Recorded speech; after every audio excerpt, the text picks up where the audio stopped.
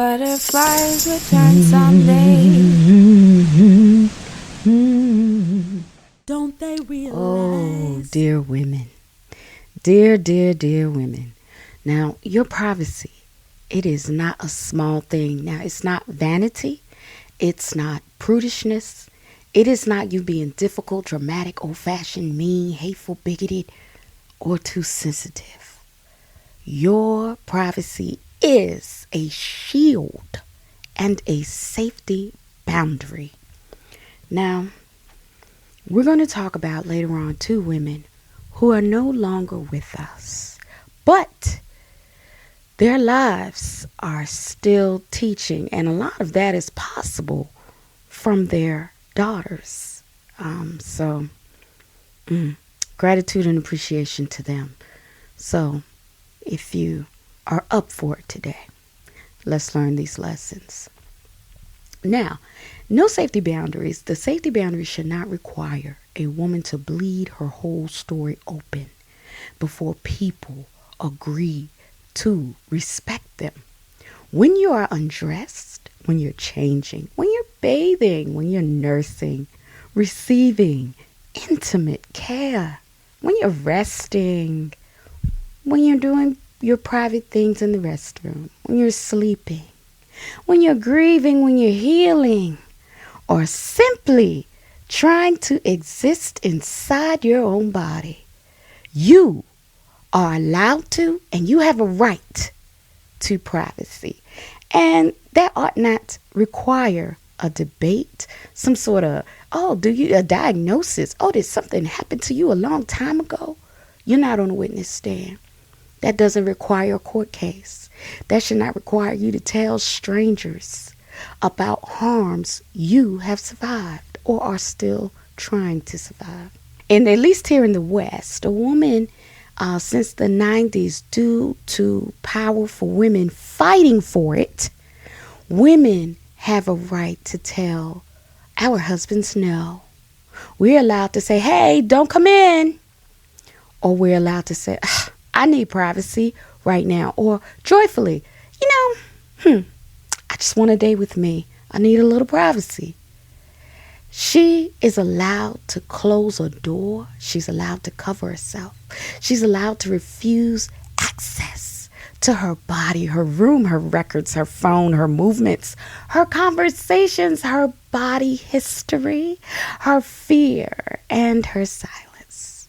So, we should never, ever, ever, ever have a law, a policy, a practice, a workplace rule, a shelter rule, a medical rule, a prison policy, a caregiving rule, a school rule, or institutional rule that says she cannot tell a strange man no when she is in a state of being vulnerable or undressed. I have two stories that I never forgot because they teach us. On the site, we have Olivia Jones. The case was in Beaumont, Texas. And her husband, Christopher Ray Jones, I remember this because I remember her daughter, her oldest daughter had gone to college when this happened. And her oldest daughter impressed me so with her bravery and her courage to keep bringing this story forward, but also to talk about some of the signs. There were cameras all over the house, including in their bedroom. Of course, the oldest daughter clashed with her stepfather. She just was not, she was like, we felt like we were under rule. She said, investigation discovery, when they promoted the case, they were saying that Olivia married Christopher Jones and he was a correctional officer. As a matter of fact, he was a former correctional officer due to some violence that he was accused of against an inmate.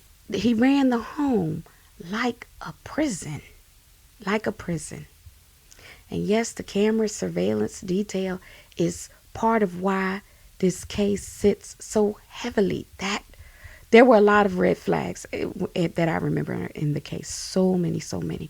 But the monitoring was certainly, we can't have privacy And he would watch these cameras he would go to work and watch the cameras and call them and tell them that he was, I see what y'all are doing, this, that, and the other.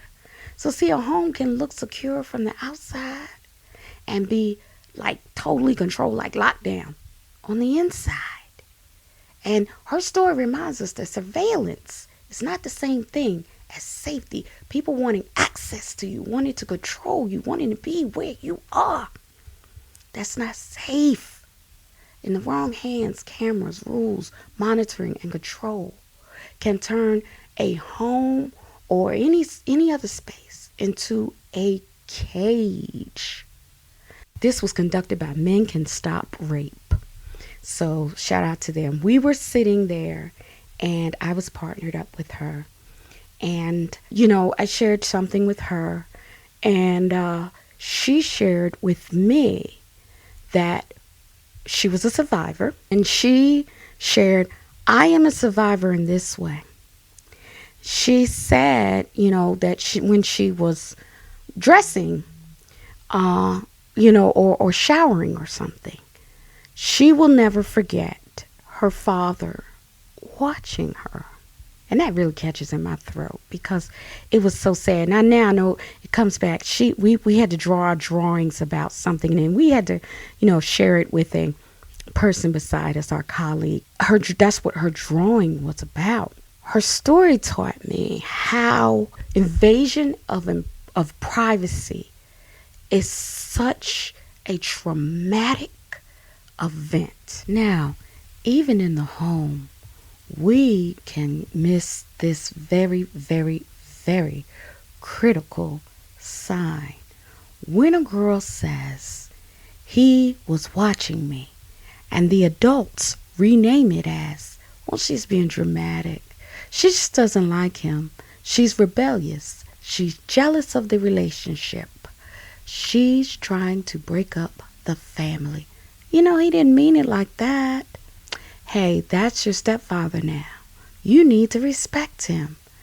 The household has already chosen the comfort of the man over the safety of the girl, and that's so dangerous. There's a case. I do not have the names for you, but I remember the case where there was a blended family that got, a woman got married to a man, and I think they were further up north, like New Jersey or something. And the blended family then moved further down south eventually. Unfortunately, the stepdaughter reported that her stepfather was watching her while she was showering. And all those things that I just said were what was said about her raising the alarm, raising the red flag, saying, look, something's going on. And unfortunately, the kids eventually left, went to college, went to work, did what have you. There was one left, the one that the two of them had together. The mom is no longer here because when she wanted to leave the relationship, he made sure that didn't happen. See, privacy violations, they're not small signs. When they involve a child, a girl, a woman, a bathroom, a bedroom, a shower, changing clothes, sleep, caregiving, or some form of vulnerability like disability, they are boundary violations. They are access tests. They are entitlement rehearsals. They are moments where the adult world is being asked, are you going to protect her or will you explain him away?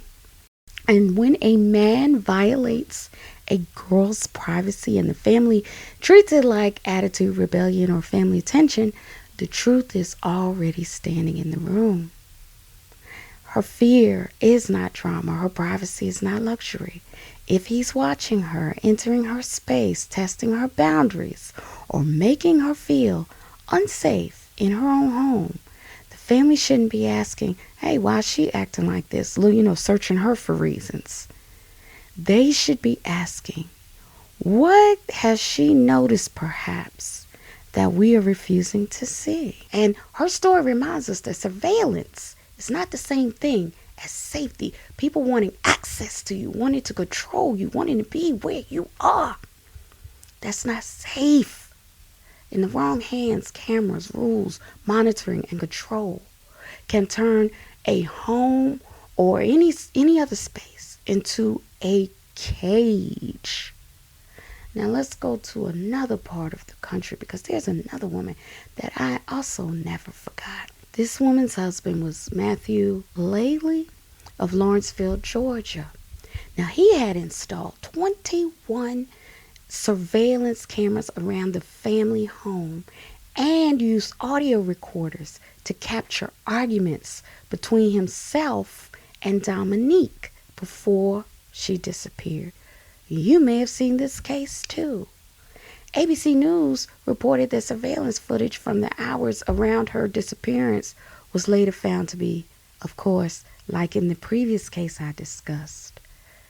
Suddenly you've been recording every single day, but all of a sudden there's no footage on this particular day, the last day of her life. According to the Dateline transcript, the last time that Dominique was seen was walking onto the front porch to smoke, and she just wasn't seen again. And her body was found July 17th, 2011. It was years later, actually, that her husband was finally convicted. So these cases are related. To say this, when people around you say, hey, you don't deserve any privacy, you don't get to say no, that is one of the biggest red flags flapping in the wind. Surveillance is in the home can be presented as security, or people having access to women who say no, these are my boundaries. No, that can be couched as no, see, we're being nice, we're being kind, we're being inclusive, only to find a little while later, for those of us who've studied the patterns, it can be coercive and turn into domination really quickly. And it's really hard once someone has full and complete control and domination and all of that over you, to suddenly dial that back and say, but wait a minute, let's go back to this and have you understand that I'm a human being. Because see, that's something they should have learned a long time ago. Privacy is not a side issue. Privacy is one of the places where safety is either honored or safety is broken. A woman should never have to say, something happened to me. I was violated before. Like she on the witness stand, trying to get the court to go her way. She's a human being. She doesn't have to do that. She should not have to say I was beaten before, stalked before, filmed before, or violated in a room like this before. Oh, this makes me scared. Her no should be enough.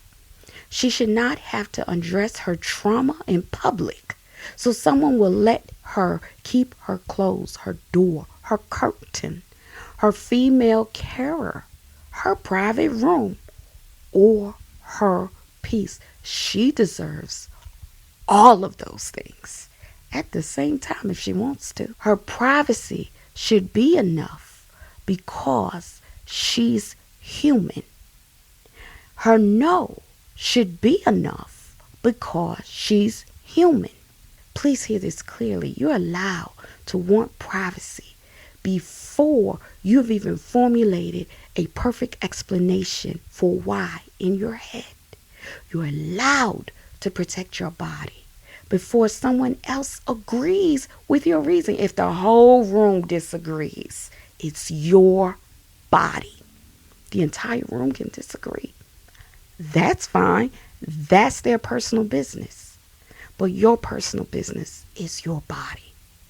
You're allowed to say, I need another option. I want a female carer. I got to tell you, this is one of the things that we had to do often working with people with disabilities, because women would get treated. At least I'm thinking of one in particular who had survived a domestic violence incident on I won't say on that. I like people to have their privacy. On the highway, and I advocated for her because she was so often treated like she was being difficult because she wanted, yes, a female carer, and that female carer to be thorough in their care of her. And a woman gets to say, everyone gets to say, I do not consent to being watched. You still have your rights. No, not this room. No, not this person. No, not while I'm undressed. You are allowed to leave spaces that you treat your safety needs, like some sort of inconvenience. You're allowed to leave those people. Nobody should be sitting around discussing whether or not women get to have privacy. Are you insane? No. And to the institutions, policymakers, advocates, caregivers, leaders, and professionals who serve women, we ought not ever make women prove pain before we respect their privacy. We do not confuse access with justice. No male has a right to access her. Do not confuse exposure with equality. Those are two different things. Do not call women hateful because they want boundaries around their own bodies. That's so healthy. That's so healthy. Do not build systems where women are expected to ever surrender privacy in order to receive care. It's not a personality preference. It's a safety boundary. And when women's privacy becomes negotiable, we already in danger. Already in danger. So here's a closing affirmation. My privacy is safety. My body is not public property. My no is complete. My dignity does not require permission. I'm allowed to live inside my body and live inside it with peace. None of us has to do any of that. If you want to do that, cool. But everybody doesn't have to because some people want to. A woman does not have to wait until after harm to prove that her body had been giving her good information the entire time.